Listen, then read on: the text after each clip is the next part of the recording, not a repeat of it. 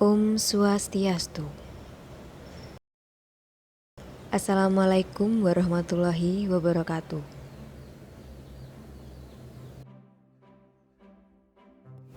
Di sini kami akan mempresentasikan materi tentang pengertian, hakikat, dan ciri-ciri belajar, serta 4 pilar belajar menurut UNESCO. Sebelumnya, perkenalkan anggota kelompok kami. Yang pertama ada Kadek Rama Widyatnyana, dan yang kedua ada Arida Anjaswari.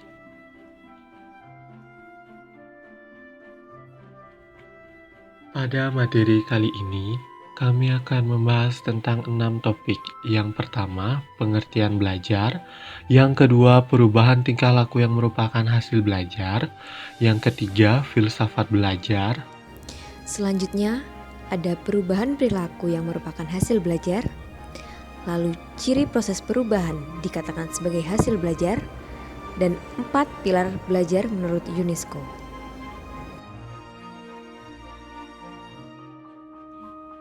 Pengertian belajar, seperti yang sudah dijelaskan banyak pada makalah, secara singkat, pengertian belajar adalah suatu proses sadar yang dilakukan oleh individu untuk suatu perubahan dari yang tidak tahu menjadi tahu, dari yang tidak memiliki sikap jadi memiliki sikap yang benar, dan dari yang tidak terampil menjadi terampil dalam mengerjakan suatu hal.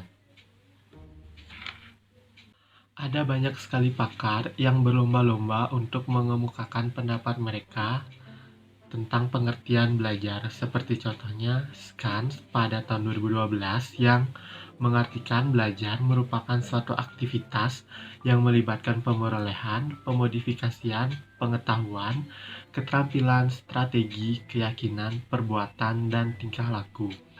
Selain itu juga ada Santrok pada tahun 2011 yang mengartikan belajar adalah pengaruh yang relatif, permanen terhadap tingkah laku, pengetahuan maupun keterampilan berpikir yang disebabkan oleh adanya pengalaman.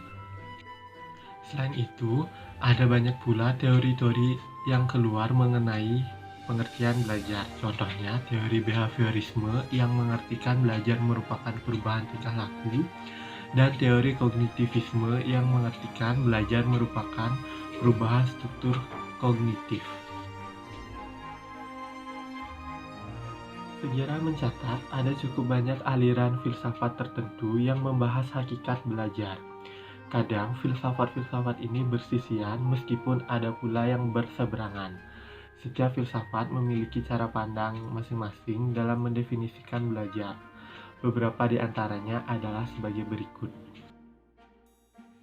Yang pertama ada objektivisme yang mengartikan belajar adalah bagaimana seseorang mampu membuat representasi dari objek yang ada di dunia nyata melalui objek yang ada pada pikirannya. Yang kedua ada realisme yang juga melihat keterkaitan antara dunia nyata dengan pikiran manusia. Yang ketiga ada empirisme yang mensyaratkan adanya konsistensi antara pengetahuan dan pengalaman.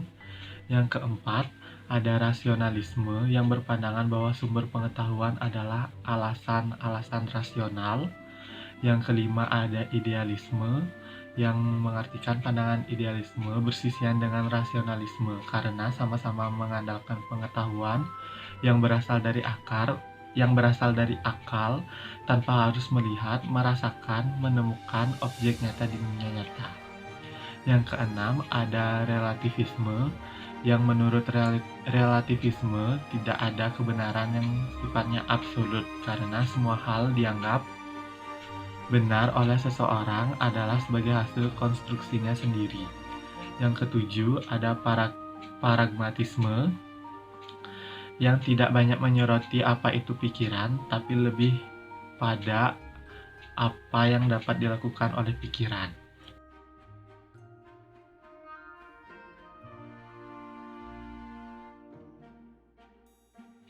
Ciri-ciri umum belajar menurut Aunur Rahman 2012 ada 3 di antaranya. Yang pertama, belajar terjadi karena disadari atau disengaja. Yang kedua, belajar terjadi karena interaksi antar individu dan lingkungannya. Dan yang ketiga, ada belajar ditandai dengan adanya perubahan, yang ditandai dengan adanya perubahan dari segi tingkah laku, afektif, kognitif, verbal, dan moral. Sekian dari saya. Untuk materi selanjutnya akan dijelaskan oleh teman saya, Arida Anjaswari. Lalu ada ciri-ciri belajar menurut sumbernya, yaitu belajar memanfaatkan sepenuhnya segala sumber informasi, belajar memberi pengertian kepada siswa tentang luas dan aneka ragamnya sumber-sumber informasi, belajar berhasrat untuk mengganti pasivitas murid dalam belajar tradisional dengan belajar aktif, didorong minat dan bakat. Lalu ada ciri utama tingkah laku yang dibentuk dari hasil belajar dalam dan pendidikan, yaitu terbentuknya tingkah laku baru berupa kemampuan aktual dan potensial, dan kemampuan baru tersebut berlaku dalam waktu yang relatif lama dan diperoleh melalui usaha. Selanjutnya, perubahan perilaku yang merupakan hasil belajar. Yang pertama ada informasi verbal, yaitu penguasaan informasi dalam bentuk verbal. Lalu ada kecakapan intelektual, yaitu keterampilan individu dalam melakukan interaksi dengan lingkungannya dengan menggunakan simbol-simbol. Kecakapan intelektual ini menitikberatkan pada hasil pembelajaran. Lalu ada strategi kognitif, yaitu kemampuan mengendalikan ingatan dengan cara berpikir agar terjadi aktivitas yang efektif. Strategi kognitif ini menitikberatkan pada proses pemikiran. Lalu ada sikap, yaitu keadaan dalam diri individu yang akan memberikan kecenderungan bertindak dalam menghadapi suatu peristiwa. Lalu ada kecakapan motorik, ialah hasil belajar yang berupa kecakapan pergerakan yang dikontrol oleh otot dan fisik. Adapun perubahan perilaku yang tidak termasuk hasil belajar, itu gangguan jiwa atau temperamental yang terjadi karena seorang individu tidak dapat mengontrol dirinya seperti individu pada umumnya. Lalu tidak menyukai interaksi antar sesama individu dan juga tidak bisa menghargai orang lain, semisal dalam berdiskusi. Adapun ciri proses perubahan dikatakan sebagai hasil belajar. Yang pertama, terjadi secara sadar atau menyadari akan perubahan yang terjadi pada dirinya. Yang kedua ada bersifat aktif dan positif, di mana perubahan yang memerlukan usaha dan mengandung nilai tambah bagi individu. Lalu, bersifat fungsional, di mana perubahan tersebut memberikan manfaat yang luas. Lalu bukan bersifat sementara, tapi bersifat relatif permanen. Lalu bertujuan dan terarah, artinya perubahan tidak terjadi tanpa unsur kesengajaan.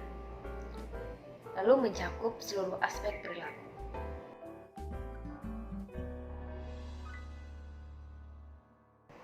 Selanjutnya 4 pilar belajar menurut UNESCO. Yang pertama ada learning to know, yang berarti belajar untuk mengetahui, mencari tahu. Belajar untuk mengetahui ini adalah untuk menguasai pengetahuan yang sifatnya divergent, sangat luas dan kompleks, yang selalu berkembang dari waktu ke waktu. UNESCO menggagas konsep belajar untuk mengetahui suatu pengetahuan adalah agar seorang dapat merasakan keinginan untuk terus mencari ilmu pengetahuan baik di sekolah maupun secara mandiri. Selanjutnya ada learning to do, belajar untuk melakukan sesuatu. Seorang belajar untuk dapat menggunakan pengetahuan secara praktikal dalam kehidupan sehari-hari. Yang ketiga, learning to live together, belajar untuk hidup bersama. Belajar satu ini berkaitan dengan keterampilan untuk dapat berkomunikasi dan berkolaborasi dengan orang lain, sehingga seseorang dapat mencapai target pribadi maupun kelompok maupun yang bersifat universal bagi kesejahteraan umat manusia. Yang keempat, yaitu learning to be, belajar untuk menjadi pribadi yang utuh. Di sini, seorang manusia hendaknya menyadari bahwa ia memiliki hak untuk membentuk dirinya sendiri menjadi seorang yang lebih baik, melihat potensi-potensi dirinya sedemikian hingga ia menyadari betapa kompleksnya hidup sebagai manusia di mana ia perlu juga menyeimbangkan hakikat dirinya sebagai makhluk pribadi dan sosial.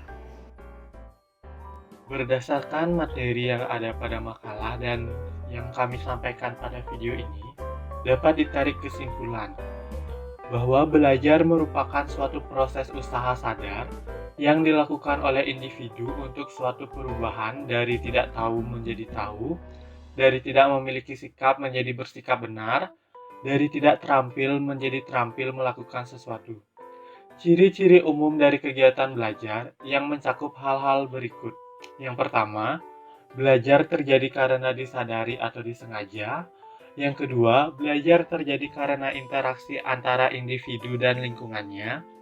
Dan yang ketiga, belajar ditandai dengan adanya perubahan yang ditandai dengan adanya perubahan dari segi tingkah laku, afektif, kognitif, verbal, dan moral. Selain itu, UNESCO juga menggariskan 4 pilar belajar yang meliputi learning to know, learning to do, learning to be, and learning to live together. Fondasi dalam belajar ini sangat erat kaitannya dengan keterampilan abad ke-21 yang menjadi tuntutan hidup masa kini agar generasi muda Indonesia dapat bersaing dengan kancah yang lebih luas. Sekian yang dapat kami sampaikan. Mohon maaf jika masih terdapat banyak kekurangan dan salah kata. Terima kasih.